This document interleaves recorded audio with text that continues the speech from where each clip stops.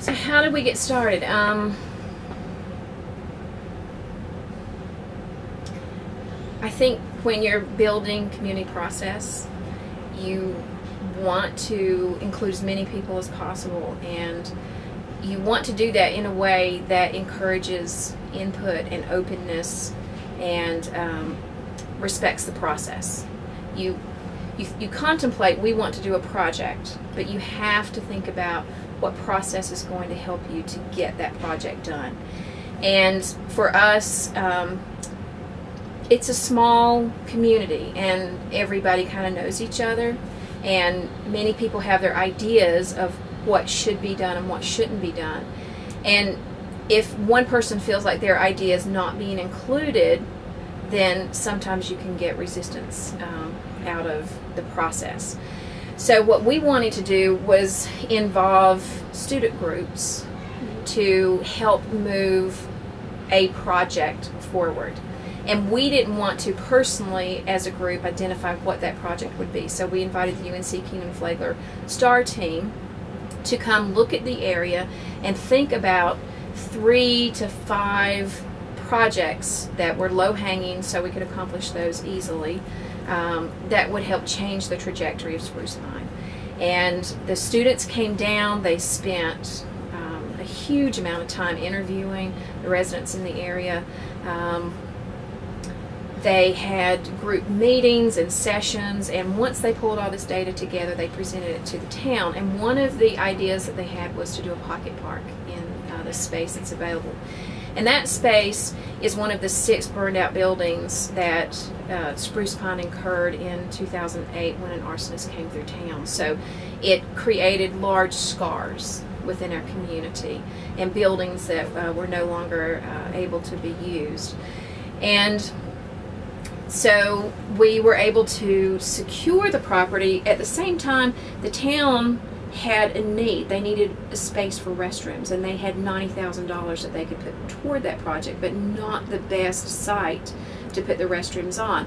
And the thought was, is if we could talk with the town and get their support for this project, and we could leverage that $90,000, we could get other grants and more funding, and it would show a unification of 2 separate groups working together to accomplish one thing. So we were able to secure the property, and the town unanimously voted to get behind the project. For us, that was probably the tipping point. This is doable now. It's not just an idea. But in honoring the process, again, how do we now move this from a thought to an actual design that people can love? Because when you're talking about architecture and bringing something new to the area, although it's not my tax dollars paying for it, I really care about it. Or it's not my personal contribution paying for it, I really care about it. So Appalachian State is an incredible university that has a multidisciplinary approach, and you see it in their students and you see it within the teachers. There's an understanding that what we do has to be applicable in the real world, and when you get to understand that more, you really start to appreciate Appalachian as a whole. You know that they're thinking, when we're interior design students, but we need to be marketing what we're doing. How do we accomplish that? I personally came into contact with Appalachian, and that relationship built a bit because I came and I spoke in a group, and you could see the lights going off. And for me and my business, it was the first time that I was in a group setting that students were asking questions and the other students were answering the questions. So I knew people got who we were, and who we are. We're really dedicated to sustainability. We are Cradle to Cradle Gold certified. We have a B Corp certification. So we not only say we're doing something, but we close that loop and show that in measurable ways. And Appalachian appreciated that. So we wanted a team that could work with us on this project. And you had just completed the solar homestead. And watching that process mature and watching the result of that and seeing how people were working together and seeing how dedicated the students were to get it done right the thing is, people can have great ideas, but if they're not going to put the work behind it to get it done, you have to have a driver for that. That's not always an internal driver. It's a group process. And if everybody's working together, you can really move things forward. So we knew that Appalachian had that history. And we approached and made the request. Will you work with us? And, you know, we got the answer yes. And I have to say, I've loved the process so far. And to me, one of the most important things that's occurred is that the students didn't come to our board members and say, well, what do you want to see in this project? They went to the town. And after the designs have been done, now's the first time that we're actually getting to comment on, well, what would we like to see there? Which parts of these designs do we like best?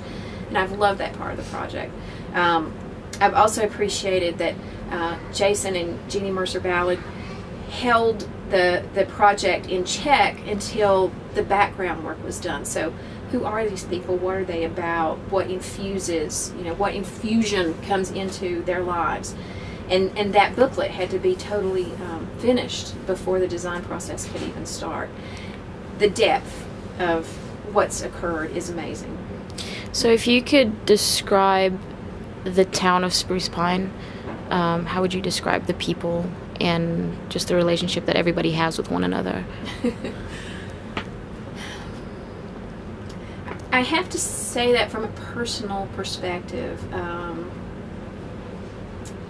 because I think, and I'd be hesitant to say it as an overall ideal. I will say that we are so independent as a people that sometimes it's hard for us to contemplate things collectively and to agree to disagree and then to move on. So we've had our own challenges and things we've had to get over, and we're still working on that. How does this process, though, change us as a people? I will say that I had the goal that this project would open things up. And so I'm, you know, part of that process, and I went to the first presentation of the projects at APP. We had spent 4 hours getting the overview. And when the first 4 designs came out, and they all included property we didn't own, I got a lump in my throat. And I was thinking, oh no, what am I going to do with this? And I sat with that for a minute, because I'm the thinker. Where am I going to put this piece of the puzzle? I have to figure that out. And then I was opened up to the idea of this could be something even bigger than I had ever contemplated or visualized.